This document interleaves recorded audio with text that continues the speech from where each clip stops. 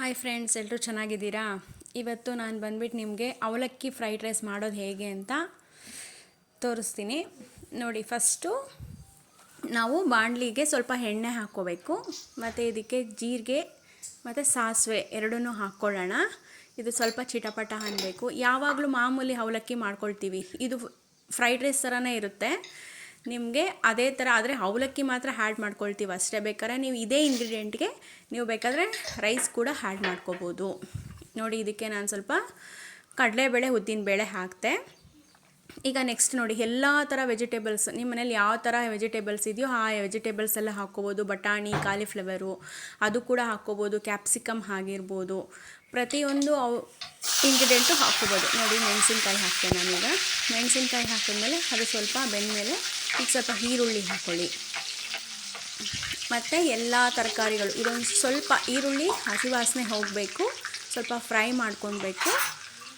ಇದು ಸ್ವಲ್ಪ ಫ್ರೈ ಮಾಡ್ಕೊಂಡು ಆದಮೇಲೆ ಇದಕ್ಕೆ ನೋಡಿ, ನಾನು ಕಟ್ ಮಾಡ್ಕೊಂಡಿರೋ ಅಂಥ ಬೀನ್ಸು, ಕ್ಯಾರೆಟು ಮತ್ತು ನಾನು ಪೊಟ್ಯಾಟೊ ಹಾಕಿದ್ದೀನಿ. ನಮ್ಮ ಮನೇಲಿ ಇರೋ ತರಕಾರಿಗಳನ್ನ ನಾನು ಆ್ಯಡ್ ಮಾಡಿದ್ದೀನಿ. ನೀವು ಬಟಾಣಿ, ಕಾಲಿಫ್ಲವರ್ ಏನು ಬೇಕಾದ್ರೂ ಆ್ಯಡ್ ಮಾಡ್ಕೋಬೋದು. ತುಂಬ ಚೆನ್ನಾಗಿರುತ್ತೆ ಟೇಸ್ಟು. ನೋಡಿ, ಮಕ್ಕಳಿಗೆ ನೀವು ಬರೀ ಈರುಳ್ಳಿ ಮೆಣಸಿನ್ಕಾಯಿ ಹಾಕಿ ಅವಲಕ್ಕಿ ಮಾಡ್ಕೊಳ್ಳೋದ್ರಿಂದ, ಈ ಥರ ವೆಜಿಟೇಬಲ್ಸಲ್ಲೇ ಹಾಕಿ ಮಾಡಿ ಕೊಡೋದ್ರಿಂದ ತುಂಬ ಹೆಲ್ದಿಯಾಗೂ ಇರುತ್ತೆ. ಮಕ್ಕಳಿಗೆ ಇದರಿಂದ ಒಳ್ಳೆ ಪ್ರೋಟೀನ್ ಕೂಡ ಸಿಗುತ್ತೆ. ನೋಡಿ, ಅವಲಕ್ಕಿ ನಾನು ತೊಳೆದಿಟ್ಕೊಂಡಿದ್ದೀನಿ. ಜಸ್ಟ್ ನಾನು ಇದನ್ನು 3 ಸಲ ತೊಳೆದಿಟ್ಕೊಂಡಿದ್ದೀನಿ. ಇದನ್ನು ನೆನೆಸಬಾರ್ದು. ತುಂಬ ನೆನೆಸ್ಬಿಟ್ರೆ ತುಂಬ ಏನಾಗುತ್ತೆ, ಮೆತ್ತಗಾಗ್ಬಿಡುತ್ತೆ. ಆ ಥರ ಮೆತ್ತಗೆ ಮಾಡ್ಕೋಬಾರ್ದು.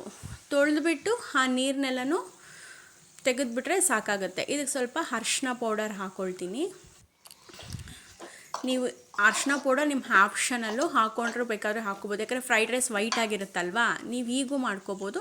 ನಾನೊಂದು ಸ್ವಲ್ಪ ಈಗ ಅರಿಶಿನ ಪುಡಿಯಲ್ಲಿ ಹಾಕೊಳ್ಳೋದ್ರಿಂದ ಒಳ್ಳೇದಲ್ವ ಅಂದ್ಬಿಟ್ಟು ಅದನ್ನು ಹಾಕ್ಕೊಂಡೆ. ನೋಡಿ, ಇದಕ್ಕೆ ರುಚಿಗೆ ತಕ್ಕಷ್ಟು ಉಪ್ಪು ಹಾಕ್ಕೊಳ್ಳಿ. ಉಪ್ಪು ಹಾಕ್ಕೊಂಡ್ಮೇಲೆ ಚೆನ್ನಾಗಿ ಇದನ್ನು ಬಾಡಿಸ್ಕೊಳ್ಳಿ. ನೆಕ್ಸ್ಟು ಇದಕ್ಕೆ ಸ್ವಲ್ಪ ನಾನು ಕಾಯಿ ತುರಿ ಹಾಕೋದು. ಇದು ಕೂಡ ನಿಮಗೆ ಆಪ್ಷನಲ್ಲು. ಏನಂದರೆ ಕಾಯಿ ತುರಿ ಹಾಕ್ಕೊಂಡು ಸ್ವಲ್ಪ ಟೇಸ್ಟ್ ಚೆನ್ನಾಗಿರುತ್ತೆ. ಫ್ರೈಡ್ ರೈಸ್ಗೆ ಹಾಕಲೇಬೇಕು ಅಂತ ಏನಿಲ್ಲ, ಹಾಕ್ಕೊಂಡ್ರೆ ಟೇಸ್ಟ್ ಚೆನ್ನಾಗಿರುತ್ತೆ ಅಂತ. ನೋಡಿ, ಇವಾಗ ನಾನು ತೊಳೆದಿಟ್ಕೊಂಡಿರೋ ಅಂಥ ಅವಲಕ್ಕಿನ ನಾನಿವಾಗ ಈ ಫ್ರೈಡ್ ರೈಸ್ಗೆ, ಈ ಗೊಜ್ಜಿಗೆ ನಾನು ಆ್ಯಡ್ ಮಾಡ್ತಾಯಿದ್ದೀನಿ. ನೋಡಿ, ಇಷ್ಟು ಆ್ಯಡ್ ಮಾಡಿಕೊಂಡು ಇದಕ್ಕೆ ಸ್ವಲ್ಪ ಕೊತ್ತಂಬರಿ ಸೊಪ್ಪನ್ನ ನೀವು ಆ್ಯಡ್ ಮಾಡ್ಕೋಬೇಕಾಗತ್ತೆ. ನೋಡಿ, ನಾನು ಇವಾಗ ಕೊತ್ತಂಬರಿ ಸೊಪ್ಪನ್ನ ಕೂಡ ಆ್ಯಡ್ ಮಾಡ್ಕೊಳ್ತೀನಿ. ಮಾಡಿಕೊಂಡು ಚೆನ್ನಾಗಿ ಇದನ್ನು ಬಾಡಿಸ್ಕೊಳ್ಳೋದು ಇಷ್ಟೇ. ನೋಡಿ, ಫ್ರೈಡ್ ರೈಸು ರೆಡಿ ಆಯಿತು. ಮಕ್ಕಳು ಕೊಡಿ, ತುಂಬ ಟೇಸ್ಟಿಯಾಗೂ ಇರುತ್ತೆ. ಅವ್ರಿಗೆ ವೆಜಿಟೇಬಲ್ಲು ಕೂಡ ಇದರಲ್ಲಿ ಆ್ಯಡ್ ಆದಂಗೆ ಇರುತ್ತೆ. ಮಾಮೂಲಿ ಯಾವಾಗಲೂ ಮಾಡೋದಕ್ಕಿಂತ ಇದು ತುಂಬ ಚೆನ್ನಾಗಿರುತ್ತೆ, ಟೇಸ್ಟಿಯಾಗಿರುತ್ತೆ. ನೋಡಿ ರೆಡಿ ಆಯಿತು. ಈಗ ನಾನು ಇದನ್ನು ತಿನ್ನೋದಕ್ಕೆ ಕೊಟ್ಟೆ. ವಾವ್, ಸೂಪರಾಗಿದೆ. Thank you.